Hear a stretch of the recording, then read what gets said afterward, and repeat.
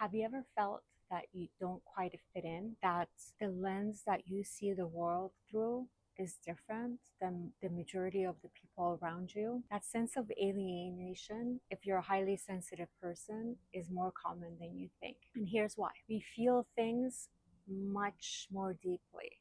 So when we express our feelings to someone who's not highly sensitive, they might respond to us with a blank stare, like that's not appropriate, or that's not how I see it, or that's not how I'm reacting to that situation, and they don't understand you. And the reason is that your nervous system is finely tuned and theirs isn't, if they're not a highly sensitive person.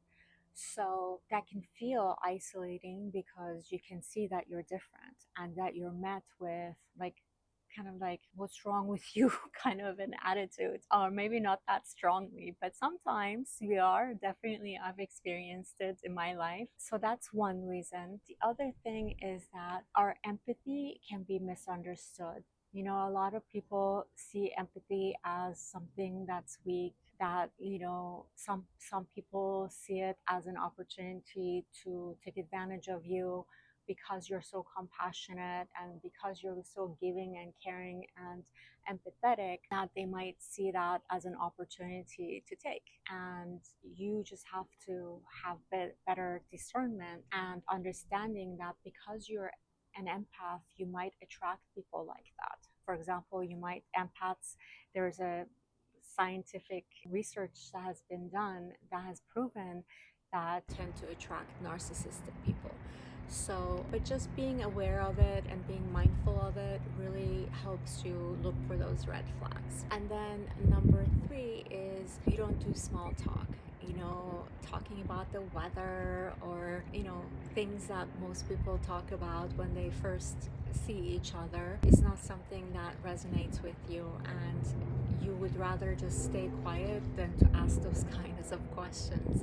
So, but you see that the majority of the people don't mind having small talks and small chats here and there, and they actually do it very, very, it's a very common thing that people do. And you may think to yourself that, oh, I'm so different, I'm like not like that, and that might feel alienating to you, that you're so different from the rest of the world. But it's just because we feel deeply and we care deeply, and so we much rather have a deep level of connection and conversation. Number four is you need more solitude than most. The reason being is that a lot of people thrive on gatherings and being in social environments and talking to different people and having a lot of stimulation in their life. But highly sensitive people, because we notice a lot more than non-highly sensitive people, because we feel deeply and because we're taking in so much from our environment, and we're internalizing a lot of things and processing things at a very deep level, thorough level, and we reflect a lot on different things that we experience, we would get overwhelmed very easily, right? So we need that downtime to regroup and recenter and rebalance our nervous system. And that's actually a very, self-care type of thing that you should do for yourself, and never ever feel badly about it. Even if people joke around and say, oh, you need downtime again, you just smile and say, yes, I do. And there is nothing to be ashamed of. And the more you normalize it with the people around you, the more it'll be normal for them as well. It's just how you treat yourself is how people are going to treat you as well. So just honor that in yourself, and know it's okay that you need more downtime than the other 80% of the population. It's okay, because there's so much beauty in being highly sensitive. And so what, that we have to take some time to ourselves and regroup and rebalance our nervous system. And then our boundaries are often tested because we're so kind, and because we care, and because we're empathetic, and because we don't want to hurt other people. Then our boundaries might be tested. And so what you want to do in that situation is just be clear about your boundaries. First of all, be very clear about your boundaries, and then just gently remind the person that they are crossing your boundary, and then tell them what you need from them. Be very specific and be very firm about what you need. Be gentle. Of course, you're going to be gentle because you're highly sensitive, but just be mindful that that can happen and have a plan of how you're going to, how you're going to work with it when it does happen. And then you're probably most likely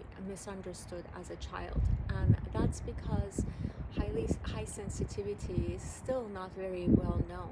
A lot of people don't know about high sensitivity even today. Even though it was discovered by Dr. Elaine Aron in 1991, it's still very much an unknown topic in many circles.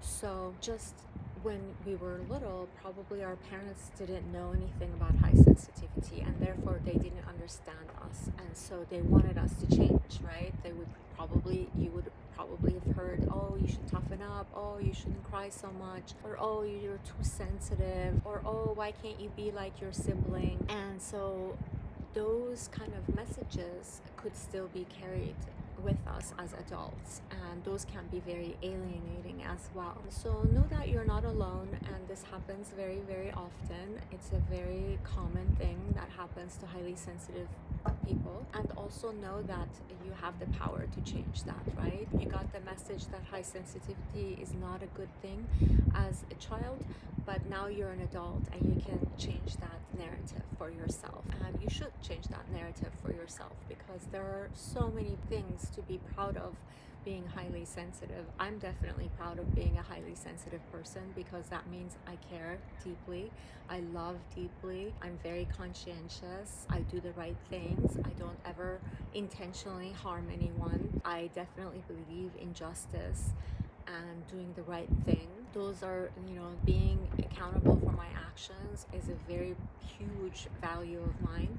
And those are all about being highly sensitive. And in this world that we live in right now, I am so grateful that I'm a highly sensitive person. I'm so grateful that I have these high values for myself, that I am accountable for my action. And if I make a mistake, I own up to it. I don't just, toss it on to somebody else, especially if I've harmed somebody by it, And number 7 is that you're wired for depth in a world that really obsesses with speed.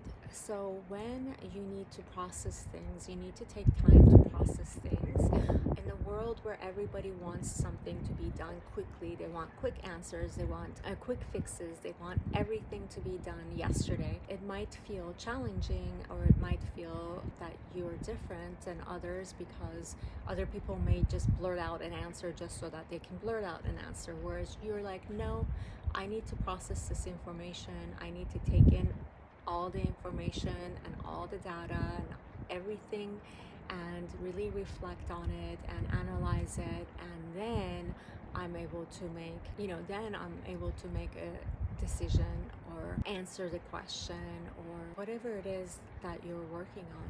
So it's okay to have this depth of processing, because this is how you're wired. You're born this way. There's nothing you could do to change it, and it's actually really a great asset to have, because when you make a decision, you will have taken every nuance into consideration, and then your decision is going to be a very well thought out decision. So there's a lot of beauty and meaning in that. So make sure that you cherish that instead of seeing it as something that should be changed or should be altered. So let me know in the comments if this resonates with you, and if any of these resonate with you, let me know which ones. If you want to work with me on a one-on-one basis, please book a session with me. The link is in the description below. And if you like this channel, please subscribe to it and like the content. And just know that being different doesn't mean that it's bad. That doesn't mean that you're broken or that you're not lovable or you're not worthy. It's just, being highly sensitive has so much beauty in it. The depth of processing, feeling deeply, having emotions that run very deep, loving very deeply, being kind, conscientious. These are all amazing traits and characteristics to have, and I hope you embrace them. I hope you embrace your sensitivity, honor it and love it and cherish it, and see the superpowers in these amazing traits that you were born with. See you in the next video.